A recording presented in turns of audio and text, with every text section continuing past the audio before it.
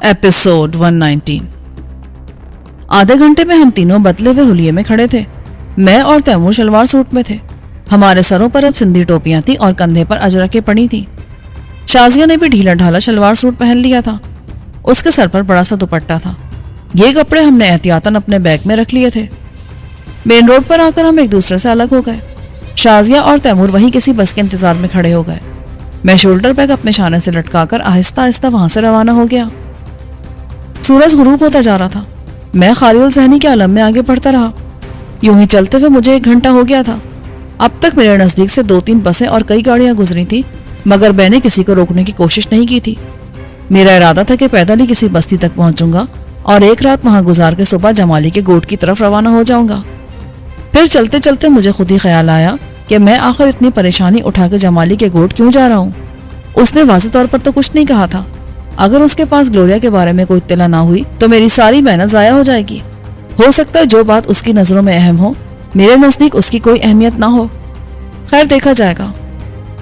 अचानक मुझे अपने पीछे आहट से सुनाई दी। मैंने घूम कर देखा। एक बैलगाड़ी खरामा खरामा चली आ रही थी। सूरज गुरूब हो चुका था। बैलगाड़ी अभी मुझसे खासे फासले पर थी। गाड़ीबान ने लालटेन रोशन करके गाड़ी के नीचे लटका ली थी। फिर बैलगाड़ी मेरे कुछ और नजदीक आ गई। मैं कच्चा रास्ता छोड़कर दोबारा सड़क पर आ गया ताकि बैलगाड़ी गुजर जाए। बैलगाड़ी मेरे नजदीक आई तो मैंने उसका जायजा लिया। उसे एक बूढ़ा सा आदमी चला रहा था। उसके पिछले हिस्से में घास फूस और मटर की फलियां भरी हुई थी। उन्हीं के दरमियान एक छोटा सा घड़ा भी रखा था। घड़ा देखकर मुझे शदीद प्यास का एहसास हुआ। मैंने आवाज देकर गाड़ीबान को रोक लिया। गाड़ीबान ने फौरन गाड़ी रोकी और सवारी नजरों से मेरी तरफ देखने लगा। बाबा, अगर तुम्हारे पास पानी हो तो मुझे पिला दो। मैं बहुत दूर से पैदल आ रहा हूँ। पानी तो बहुत है बेटा, बूढ़ा ने कहा और पीछे खिसककर घड़े में से पानी निकालते हुए बोला, इधर आराम से बैठकर पानी पियो। उसने पीतल के कटोरे में पानी निकालकर गाड़ी के नीचे बंधी हुई लालटेन निकाली और उसकी रोशनी में पानी का जायजा लेता हुआ बोला, पानी हमेशा देखकर पीना चाहिए। तुम खड़े क्यों हो? इधर आकर गाड़ी में बैठ जाओ और आराम से पानी पियो। मैंने उसके हाथ से कटोरा ले लिया और गाड़ी के तख्ते पर टिककर पानी पीने लगा। मैंने सोचा इस बूढ़े से लिफ्ट ले लूं। ये सबसे महफूज तरीका था। मैंने कटोरा वापस करते हुए कहा, तुम किस तरफ जा रहे हो बाबा? मैं गोट आलमपुर जा रहा हूं बेटा। मैं मुसाफिर हूं बाबा। रास्ते में डाकुओं ने मुझे लूट लिया है। बड़ी मुश्किल से जान बचाई है। अब गोट जमाली जा रहा हूं। अगर तुम नाराज ना हो तो मैं कुछ दूर तक तुम्हारी गाड़ी में बैठ जाऊं। बैठ जाओ बाबा, बैठ जाओ, बूढ़े ने फराखदिली से कहा। मैं गाड़ी में सवार हो गया। उसमें प्याल और घास का ढेर था। मैं उसी ढेर में जगह बनाकर बैठ और प्याल के ढेर से पुष्ट लगाकर मैंने पांव फैला दिए। आराम मिला तो खुद ब खुद मेरी आंखें बंद होने लगी। मैं भी ना जाने कब सो गया। अचानक धचके से मेरी आंख खुल गई। चारों तरफ घुप अंधेरा था। चंद लम्हों तक तो मुझे याद ना आ सका कि मैं कहाँ हूँ। अचानक बूढ़े गाड़ीबान की आवाज सुनकर मुझे सब कुछ याद आ गया। वो किसी से कह रहा था, मैं गरीब आदमी हूँ, मेरे पास कुछ नहीं है, तुम लोगों ने मुझे क्यों रोका है? मैंने गैर महसूस अंदाज में गर्दन घुमाकर सड़क की तरफ देखा। अंधेरे में कोई गाड़ी खड़ी थी और 2 आदमियों के हिवले बैलगाड़ी के पास दिखाई दे रहे थे। फिर कोई करख लहजे में बोला, तुमने रास्ते में 2 मर्दों और एक औरत को तो नहीं देखा? नहीं साईं, मुझे रास्ते में कोई नहीं मिला। तुम्हारी गाड़ी में क्या है? मेरी गाड़ी में प्याल और फलियां हैं। गाड़ी में और कौन है? मेरा भतीजा है साईं। यहाँ वक्त ज़ाया करने का कोई फायदा नहीं। वो हरामजादे शायद जंगल की तरफ निकल गए। मुझे दूसरी आवाज सुनाई दी, अगर उधर गए होंगे तो अब तक कादर के आदमियों के हत्थे चढ़ गए होंगे। जंगल का वो इलाका तो कादर का है। फिर वो बातें करते हुए अपनी गाड़ी की तरफ बढ़ गए। उनकी गाड़ी जब चली गई तो मैंने इत्मीनान का सांस लिया और दोबारा आंखें मूंद ली। थोड़ी देर बाद बैलगाड़ी दोबारा हरकत में आ गई। मैं आंखें बंद करके लेट गया। अचानक गाड़ीबान की आवाज पर मैं चौंक उठा। वो मुझे आवाजें दे रहा था, मेरा गोट आ गया है बेटा। मैंने आस्तीन खिसकाकर रेडियम डायल वाली घड़ी में वक्त देखा। रात के 2 बज रहे थे। मैंने हिचकिचाते हुए कहा, बाबा, अगर मुझे एक रात सर छुपाने को ठिकाना मिल जाए तो? मैं खुद तुमसे यही कहने वाला था। इस वक्त तुम कहाँ जाओगे? मेरे घर चलो, सुबह यहाँ से चले जाना। मैं गरीब आदमी हूँ, मेरा घर तो ज्यादा बड़ा नहीं है, मगर तुम मेरे मेहमान हो और मेहमान की खिदमत करना तो फर्ज है। कुछ दूर चलने के बाद मुझे अंधेरे में एक गांव के आसार नजर आए। इक्का दुक्का घरों में चिराग टमटमा रहे थे, वरना पूरा गांव अंधेरे में डूबा हुआ था। गांव में दाखिल हुए तो कुत्तों ने हमारा इस्तकबाल किया। वो खासे खूंखार कुत्ते थे और अगर मैं गाड़ी से बाहर होता तो मिनटों में मेरी तिक्का बोटी कर डालते। कुत्ते कुछ दूर तक हमारे पीछे आए, फिर शायद बूढ़े को पहचान कर वापस चले गए। कुत्तों के शोर शराबे से गांव के 2-3 घरों के दरवाजे खुले, फिर बंद हो गए। घरों के मकीन बूढ़े को देखकर मुतमईन हो गए थे। बूढ़े ने पोसीदा से घर के सामने गाड़ी रोक दी। गाड़ी रुकते घर का दरवाजा खुला और मुझे बूढ़ी सी एक औरत दिखाई दी। उसके हाथ में लालटेन थी। उसने बूढ़े को देखा और बोली, बड़ी देर लगा दी वापसी में, ये कौन है तुम्हारे साथ? मुसाफिर है, सुबह चला जाएगा। ये मेरी बीवी है भाग भरी, तुम अंदर आ जाओ बेटा, मैं बैलों को खोलकर अभी आता हूँ। मैंने भाग भरी को सलाम किया और अपना शोल्डर बैग उठाकर घर में दाखिल हो गया। वो मुझे लेकर अंदर पहुंची। उस मकान में एक ही कमरा था। वहां आड़ी तिरछी 3 चारपाइयां पड़ी हुई थी। एक चारपाई पर अजरक ओढ़े कोई सो रहा था। दूसरी चारपाई यकीनन उस बूढ़ी औरत की थी। उस पर फटी पुरानी रल्ली बिछी हुई थी। सिरहाने मैल और तेल से चिकट एक तकिया भी था। तीसरी चारपाई पर बिस्तर नहीं था।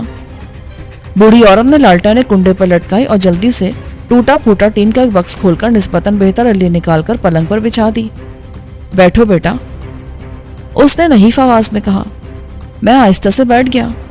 मुझे बिठाकर वो औरत कमरे के दूसरे दरवाजे से बाहर निकल गई। वो दरवाजा शायद सहन में खुलता था। थोड़ी देर बाद गाड़ीबान भी खांसता हुआ आ गया। उसके हाथ में छोटी सी पोटली थी। जूते उतार के आराम से बैठो बेटा, मगर तुमने तो कुछ खाया भी नहीं है। मैं तुम्हारे खाने का बंदोबस्त करता हूँ। भाग भरी, मैंने जल्दी से कहा। इस वक्त तकलीफ मत करो बाबा, मुझे बिल्कुल भूख नहीं है। मैंने झूठ बोला। तकलीफ कैसी बेटा, खाना तो मैं भी खाऊंगा। भाग भरी दोबारा कमरे में दाखिल हुई तो उसके हाथ में एक बड़ा सा थाल था। उसमें आलू पालक का सालन और गरम गरम चावल की रोटी थी। रोटी पर मक्खन भी लगा था। रोटी शायद वो अभी अभी पका कर लाई थी। एल्युमिनियम के एक बड़े से ग्लास में दूध भी था। चलो बेटा, बिस्मिल्लाह करो। मैंने खूब डटकर खाना खाया। खाने से फारिग होकर बूढ़े के इसरार पर मैं लेट गया। मैं रास्ते में खूब सो गया था, इसीलिए मुझे नींद नहीं आ रही थी। मैं बस यूं ही आंखें बंद किए पड़ा था। थोड़ी देर बाद भाग भरी ने कहा, कल शाम को अल्लाह बख्श का आदमी फिर आया था। तारीख तय करना चाह रहा था वो, मगर मैंने कह दिया कि अल्लाह वसाया मोरो गया हुआ है, इसीलिए कल आना। फिर वो कुछ तौक़ुफ़ के बाद बोली, तुम सुनाओ, काम बना? नहीं। बूढ़े की आवाज में दुनिया भर की बेबसी थी। गुलाम अली आजकल खुद परेशान है, उसके घर में चोरी हो गई है। अरे ये सब पैसे ना देने के बहाने हैं। हमें जब भी जरूरत होती है सबको कुछ ना कुछ परेशानी होती है। लेते वक्त ऐसे आ जाते हैं जैसे हम उनके कर्जाई हों। इन बातों को छोड़ भाग भरी, अब ये सोच के करना क्या है?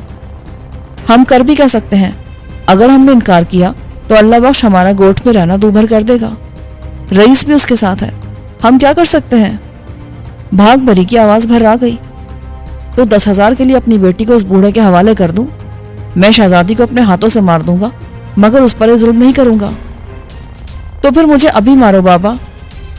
अचानक किसी लड़की की आवाज आई। मैंने कनखियों से देखा। वो लड़की बमुश्किल 16-17 साल की थी। वो बहुत ज्यादा हसीन तो नहीं थी, मगर उसके चेहरे पर अजीब सी कशिश थी। उसने सस्ते से कपड़े की मलगुज्जी शलवार कमीज पहन रखी थी। लंबे और घने बाल बिखरे हुए थे और आंखों में नींद का खुमार था। तू जाग रही है बेटी? हाँ, मैं बहुत देर से जाग रही हूँ। सुबह होने वाली है बाबा, अब देर मत कर। कुल्हाड़ी उठा और चुप हो जा शहजादी। देख, मैं तेरे लिए शहर से क्या कुछ लेकर आया हूँ, बूढ़ा ने कहा और अपनी लाई हुई पोटली खोलने लगा। मैं अब किसी चीज का क्या करूंगी? शहजादी ने भर्राई हुई आवाज में कहा और अपना मुंह छुपाकर रोने बैठ गई। मैं एक फैसला करके अचानक उठ बैठा। लड़की रोते रोते हैरत से मुझे देखने लगी। मैंने आहिस्ता से कहा, बाबा, मैंने तुम्हारी बातें सुन ली हैं, शहजादी कहीं नहीं जाएगी। मगर बेटा, मुझ पर खुदा बख्श के 10,000 कर्जा है। 10,000 मैं तुम्हें दूंगा, मेरे पास रुपए हैं। ये कहकर मैंने अपना बैग उठाया और उसमें से 10,000 रुपए की गड्डी निकालकर बाबा की तरफ बढ़ा दी। नहीं बेटा, मैं ये नहीं ले सकता। बेटा भी कहते और मुझे गैर भी समझ रहे हो। ये मैं शहजादी को दे रहा हूं। बूढ़े ने हिचकिचाते हुए नोट ले लिए। फिर वो चौंक कर बोला, मगर तुम्हें तो डाकुओं ने लूट लिया था ना? मुझे एकदम अपनी गलती का एहसास हुआ। ये तो मैं भूल ही गया था। मैंने जल्दी से कहा। उन्होंने सिर्फ मेरी जेब से नकद रकम निकाल ली थी। बैग मैंने सीट के नीचे छुपा दिया था, इसीलिए डाकुओं की नजर उस पर नहीं पड़ी। میں نے चालाकी से अपनी गठरी भी छुपा ली थी। फिर मैं मौजू बदलने को बोला, अब तुम इत्मीनान से सो जाओ, परेशान होने की जरूरत नहीं है। अब सोने के लिए कौन सा वक्त बचा है, उजाला हो चुका है, अभी थोड़ी देर में सूरज चढ़ जाएगा। तुम आराम करो, मुझे तो अभी बहुत से काम करना है। मैंने तो रास्ते में ही अपनी नींद पूरी कर ली थी बाबा। मैं जरा हाथ मुंह धो लूं, यहाँ पानी तो होगा। पानी बहुत है। शहजादी ने पहली दफा मुझे मुखातिब किया। चलो मैं तुम्हारा मुंह हाथ धुला दूं, मगर हमारे घर में साबुन नहीं है, लाना पड़ेगा अदा अली महर की दुकान से। तो फिर ले आओ। मैंने जेब से पैसे निकालकर उसे दिए। मकान के पिछले हिस्से में मिट्टी की छोटी छोटी कच्ची दीवारें थीं, उन पर एक छप्पर पड़ा था। उसके नीचे अल्लाह वसाए के बैल और 2 भैंसें बंधी हुई थी। फिजा में मिट्टी और गोबर की मिली जुली बू चकरा रही थी। छप्पर में एक तरफ प्याल का ढेर था। मैं मुंह हाथ धोकर उस प्याल के ढेर पर बैठ गया। मैं सुबह ही सुबह यहाँ से निकल जाना चाहता था, मगर कुछ सोचकर अपनी रवानगी 2-3 घंटे के लिए मुलतवी कर दी। मुझे खदशा था कि अल्लाह बख्श ज्यादा रकम का मुतालबा करेगा। 9 बजे के करीब दरवाजे पर दस्तक हुई। साथ ही कोई करख्त आवाज में चीख कर बोला, अल्लाह वसाया घर में है क्या? आ रहा हूँ। बूढ़े ने जवाब दिया और आगे बढ़कर दरवाजा खोल दिया। आवाज देने वाला बेधड़क अंदर आ गया। उसकी उम्र 50 और 55 के दरमियान होगी। वो सफेद बुर्राक शलवार कमीज में मलबूस था। रंगत गंदुमी थी और चेहरे पर बड़ी बड़ी मूछें थी। कद दरमियाना और जिस्म मजबूत था। हाँ भाई अल्लाह वसाया, फिर तूने क्या फैसला किया है? फैसला क्या करना अल्लाह बख्श, मैंने तुमसे उधार लिया था, अब मुझे रकम वापस करना है। अल्लाह बख्श ने चौंक कर उसे देखा, फिर गैर यकीनी अंदाज में बोला, रकम का बंदोबस्त हो गया है क्या? हाँ, अल्लाह वसाया ने जवाब दिया और जेब में हाथ डालकर नोटों की गड्डी निकाल ली। बड़ी मुश्किल से बंदोबस्त कर सका हूं। उसने नोट अल्लाह बख्श की तरफ बढ़ाते हुए कहा। मैं प्याल के ढेर पर बैठा बहुत गौर से उन्हें देख रहा था। कितने रुपए हैं ये? पूरे 10,000 हैं, गिन कर देख लो। तू क्या मुझे बेवकूफ समझता है? तूने 3 साल पहले मुझसे कर्जा लिया था, क्या तू अब भी मुझे 10,000 ही वापस करेगा? अब मैं 15,000 लूंगा। 15,000 क्यों लेगा भाई? क्या अब तूने सूद भी लेना शुरू कर दिया है? अरे बाबा, सूद नहीं, मुनाफा बोल, मुनाफा। या तो तू मुझे अभी 15,000 दे, या फिर ठीक है 15,000 ले लो। मैंने अचानक दखल अंदाजी की और अपने बैग से 5,000 मजीद निकालकर उसकी तरफ फेंक दिए। अब अपनी मनहूस सूरत लेकर यहाँ से दफा हो जाओ। अल्लाह बख्श ने मुझे हैरत से देखा। तू कौन है बाबा? मैं जो कोई भी हूँ, तुम्हें उससे गर्ज नहीं होना चाहिए। अपने पैसे लो और चलते फिरते नजर आओ। अरे बाबा आराम से बात कर, तू बात कैसे कर रहा है? मैंने आगे बढ़कर सारे नोट उठा लिए और बोला, मगर ये रकम तुझे ऐसे नहीं मिलेगी। गोट के 2 आदमियों को लेकर आ, उनके सामने चाचा अल्लाह वसाए तुझे पैसे देगा, ताकि वो भी गवाह रहे, और तुझे पक्की रसीद भी देना पड़ेगी। कल को अगर तू मुकर गया तो चाचा अल्लाह वसाए क्या करेगा? ये कौन है अल्लाह वसाया? वो बिफर कर बोला, मैं लानत भेजता हूँ इन पैसों पर। तुझे तो ये पैसे 1 महीना पहले वापस करने थे ना, अब मैं पैसा नहीं लूंगा, तो फिर यहाँ से चलता फिरता नजर आ। मैंने उसे चिढ़ाने वाले अंदाज में कहा, देख लूंगा तुझे भी। अल्लाह बख्श ने चीख कर कहा और पैर पटकता हुआ दरवाजे की तरफ बढ़ा। अल्लाह बख्श, मेरी बात तो सुनो, मैं तुमसे कह रहा हूं कि। अल्लाह वसाया उसके पीछे पीछे दौड़ा। अभी इसका फैसला रईस करेगा। अल्लाह बख्श ने चीख कर कहा और अपने पीछे जोरदार आवाज में दरवाजा बंद करता हुआ वहां से चला गया। ये अच्छा नहीं हुआ। तुम फिक्र मत करो बाबा, वो तुम्हारा कुछ भी नहीं बिगाड़ सकता। मैं मौजूद हूँ यहाँ, तुम फिक्र क्यों करते हो? बेटा तू कौन सा यहाँ हमेशा बैठा रहेगा? अल्लाह बख्श बहुत बदमाश है, उसकी नियत में शुरू से ही फतूर था। वो तो बहुत दिन से शहजादी के चक्कर में है। मैं उसके दिमाग के कीड़े झाड़ कर ही यहाँ से जाऊंगा। अचानक दरवाजा जोरदार अंदाज में पीटा गया। अल्लाह वसा ने खौफजदा होकर कहा, कौन है बाबा? बाहर आओ अल्लाह वसाया, और अपने मेहमान को भी लेकर आओ। कोई करख्त लहजे में बोला। अल्लाह वसाया ने आगे बढ़कर दरवाजा खोला और बाहर निकल गया। भाग भरी और शहजादी डरे हुए अंदाज में दरवाजे की तरफ देख रही थी। मैंने जेब में हाथ डालकर फुर्ती से रिवॉल्वर निकाल लिया, उसका मैगजीन चेक किया और मुतमईन होकर उसे दोबारा जेब में रख लिया। बाहर से अल्लाह वसाया की आवाज आ रही थी, मेहमान से तुम लोगों का क्या वास्ता? जो कहना है मुझसे कहो।